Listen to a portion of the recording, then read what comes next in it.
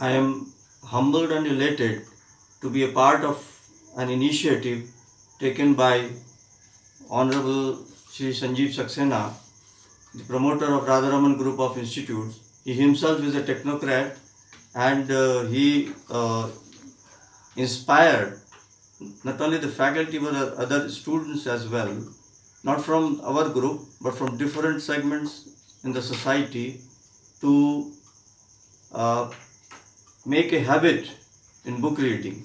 I'm just sharing my experience when I attended a Pan IITians meet at Bangalore recently, that is in the last week of February, which was also sponsored by Radharaman Group of Institutes in Bhopal, and I represented Radharaman Group of Institutes as well as IIT BHU. Being an IITian, the deliberation was terribly good, and I collected a book on transforming Bharat. This is very relevant book and written by one technocrat from IIT Kharagpur, Mr. Krishan Khanna.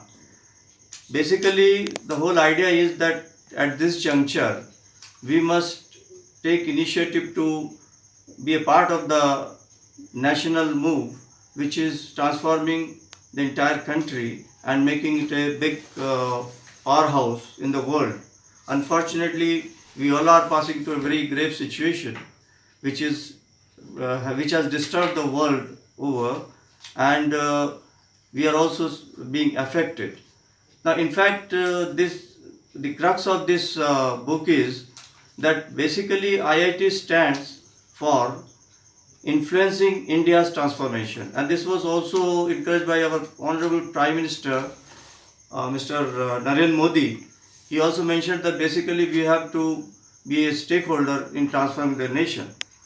Now, certain salient points which I would like to share with you are that transforming Bharat, we have to focus on Big Bang reforms in agriculture, Big Bang reforms in manufacturing and services, then corporate social responsibility and social projects, Big Bang reforms in education and skills, and other basic sections like the industry in the small scale sector, the cottage industries, the rural industries, the village industries, and basically the unorganized sector. Now, this book basically is also this book also includes the messages which were received by the author from our former president, Dr. APJ Abdul Kalam. Now, there is a very interesting thing which the book includes is the immortal inspiration given by Nobel laureate Gurudev Rabindranath Tagore.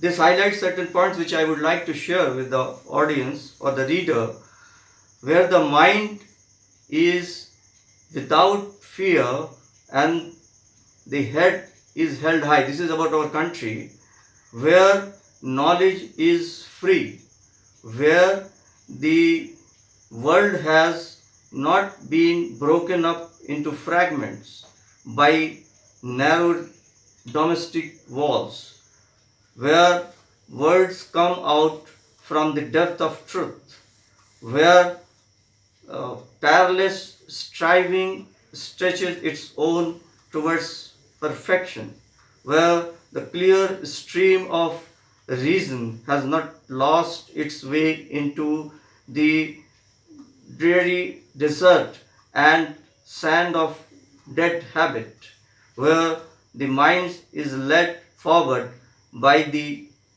into ever widening thought and action into the heaven of freedom. My Father, let my country awake.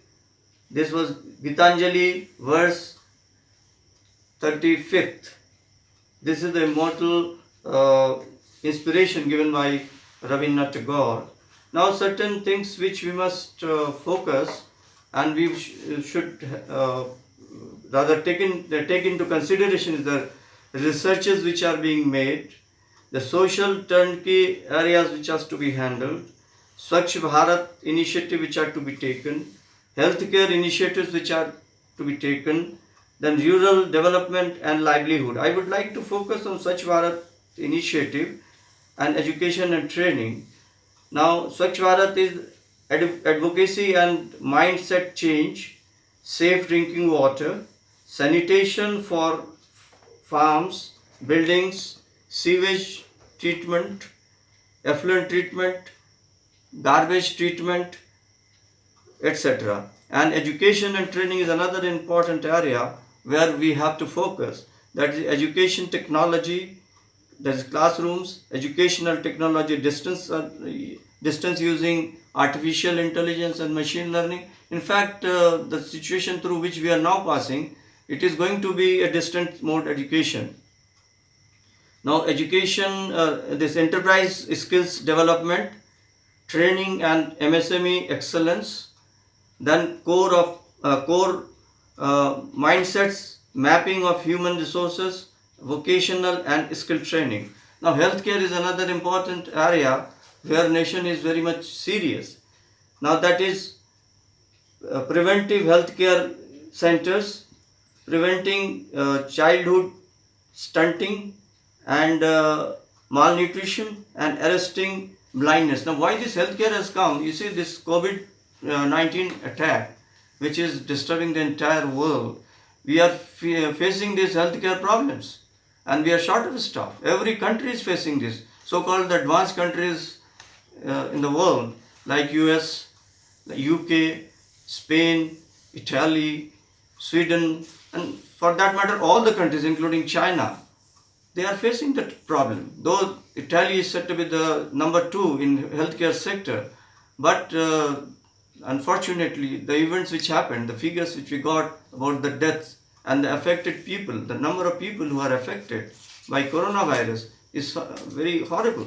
So these are the things which need care, and we have to see that the things go rationally, and there is a balanced approach in all these areas.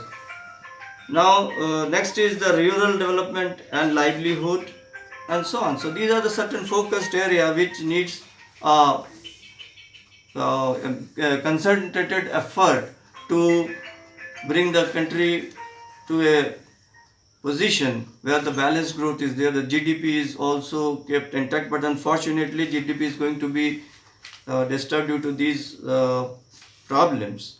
Now, I would like to say a few more points which are of paramount importance. The Bharat which we should know, rather we may not be knowing. The number one is 70% or about 840 million people are below 35 years of age. Then 28 million people are born every year. 68% dropout rates of children between kindergarten and 10+2 level, and 12% are the ones that cross the 10+2 stage. 62% of all graduates from 58,000 colleges are arts graduate, while 80% of the world's youth between 15 to 35% of age should learn a vocation, a skill of or a trade. So we can get engineers and MBAs comfortably, but their levels are to be improved further. Information technology, software or IT are the only exceptions where things are moving in a positive direction. And there are some other points also. So these are some of the considerations which are to be taken for implementation. Now, economics and business reforms are needed. Then governance and administration is another important thing. Good governance, as we all know, can transform Bharat into a superpower. Then world class requires very hard work. In fact, there is no second opinion about the hard work, because hard work takes out us from the domain of darkness to a bright into a bright perspective, and we can flourish better. How to achieve world class efficiency? There are certain points which are embodied in the book. and one can go through. So I just would like to give a briefing, and this briefing will further be explained as and when I get a slot in the in this type of deliberation.